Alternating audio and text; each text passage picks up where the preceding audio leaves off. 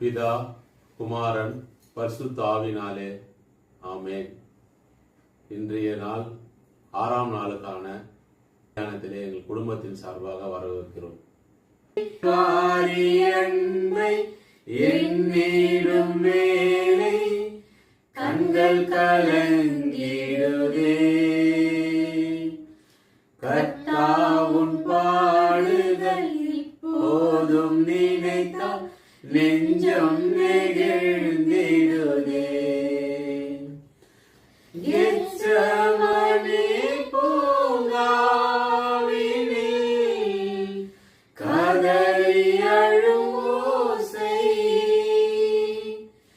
Gethsemane பூங்காவினில்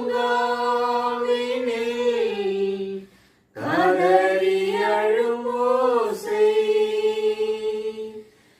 எத்திசையும் தொனிக்கின்றதே, எங்கள் மனம் திகைக்கின்றதே, கண்கள் கலங்கிடுதே.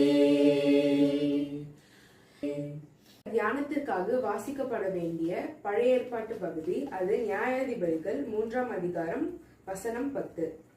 அவன் மேல் கர்த்தருடைய ஆவி வந்திருந்ததினால் அவன் இஸ்ரவேலை நியாயம் விசாரித்து யுத்தம் பண்ண புறப்பட்டான். கர்த்தர் மெசொப்பொத்தேமியாவின் ராஜாவாகிய கூசான் ரிஷத்பத்தாயின் அவன் கையிலே ஒப்பு கொடுத்தார். ஆகையால் அவன் கை கூசான் ரிஷபத்தாயின் மேல் பலம் கொண்டது. இந்த நாளிலே தியானத்திற்காக நாம் எடுத்துக்கொண்டப்பட்ட வேத வசனத்தின் பகுதியிலே கர்த்தர் இஸ்ரவேல் மக்களை அவர் கிருபையாய் வழிநடத்தினார்.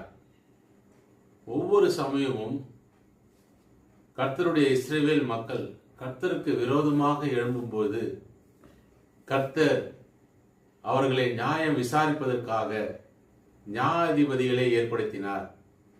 அப்படிப்பட்டதான நியாயாதிபதியானதையார் முதலாவதாக மோசே இருந்தார். அதற்கு பின்பாக யோசுவா இருந்தார்.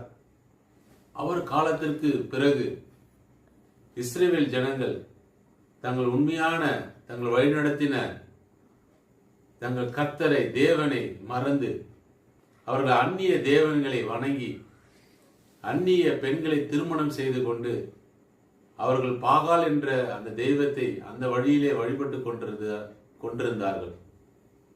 அது கர்த்தரின் பார்வைக்கு அது அருவருப்பான ஒரு காரியமாகும். இப்படிப்பட்ட சூழ்நிலையிலே இந்த வேத வசனத்தில் வாசித்ததை போல 10ஆம் வசனத்திலே கர்த்தர் சொல்லியிருக்கிற காரியம், மெசொப்பொத்தேமியாவின் ராஜாவாகிய கூசான் ரிஷத்தாயினுடைய கையிலே இஸ்ரவேல் ஜனங்களை 8 வருடங்கள் ஒப்படைத்தார் என்பதை நாங்கள் பார்க்கிறோம். கர்த்தருடைய அதிசயங்களை அற்புதங்களை 40 வருடங்களாக வழிநடத்தி வந்த அந்த அதிசயங்களை கண்ட இஸ்ரவேல் மக்கள் இன்று கர்த்தருடைய வேதத்தை மறந்து கர்த்தருடைய செய்கைகளை மறந்து அவர்கள் அந்நிய தெய்வங்களை பின்பற்றி என்று 8 வருடங்கள் அவர்களை சேவித்தார்கள் என்று பார்க்கிறோம். அப்பொழுது உபத்திரங்கள் அதிகமான பொழுது இஸ்ரவேல் ஜனங்கள் கர்த்தரை நோக்கி கூப்பிட்டார்கள் என்று 9ஆம் வசனத்திலே நாம் பார்க்கிறோம். அவர்களை ரட்சிக்கும்படிக்கு அவர்களை மீட்கும்படிக்கு கர்த்தர் ஒரு ரட்சகன் என்றால் மீட்பு என்று பொருள். அந்த மீட்கப்படும்படியாக ஒத்தானியேல் என்ற ஒரு ரட்சகனை கர்த்தர் தெரிந்து கொண்டு அதை எழுப்புகிறார். அந்த ஒத்தானியேல் இஸ்ரவேல் மக்களை அனைவருமாக ஒன்று சேர்ந்து அவன் அந்த ராஜாவுக்கு எதிராக அங்கு போரிட்டு கர்த்தர் அந்த ராஜாவை அவன் கையிலே ஒப்பு கொடுத்தார். ஒப்பு கொடுத்தது மாத்திரமல்ல, 40 அந்த 11ஆம் அதிகாரத்தை வசனத்தை பார்த்தீங்கன்னா 40 வருடம் தேசம் அமைதலா இருந்ததை பார்க்கிறோம்.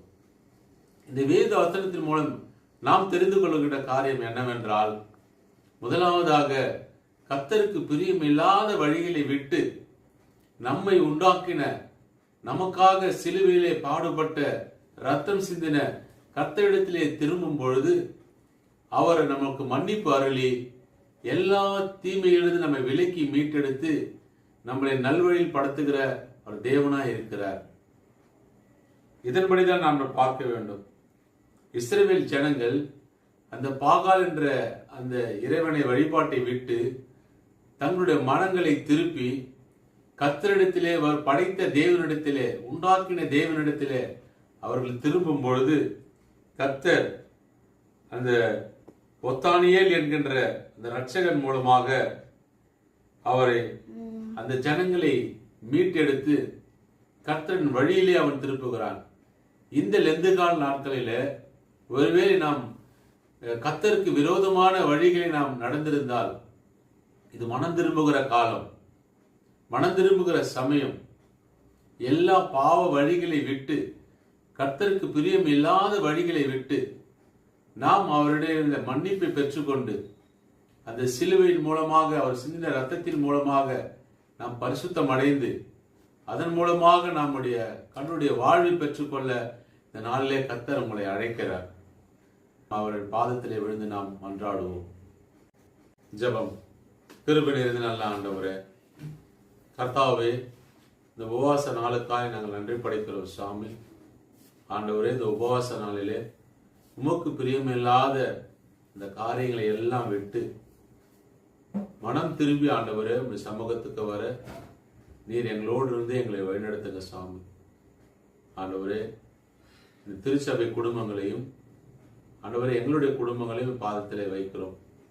கர்த்தர் இந்த நாளிலே ஒவ்வொரு நாளும் நாங்கள் பரிசுத்தத்தோடு வாழ, ஆண்டவர் உமது சிந்தையோடு நடக்க, உமது வார்த்தைக்கு செவிசாய்த்து நாங்கள் நடக்க, உமது பிள்ளையாய் வாழ ஆண்டவரே எங்களுக்கு தேவையான கிருபையும் ஆற்றலையும் பலனை கொடுத்து ஆண்டவரே நீர் வழிநடத்த வேண்டுமாய் மீட்பர் பாதம் பணிந்து நாங்கள் கெஞ்சி மன்றாடுகிறோம்.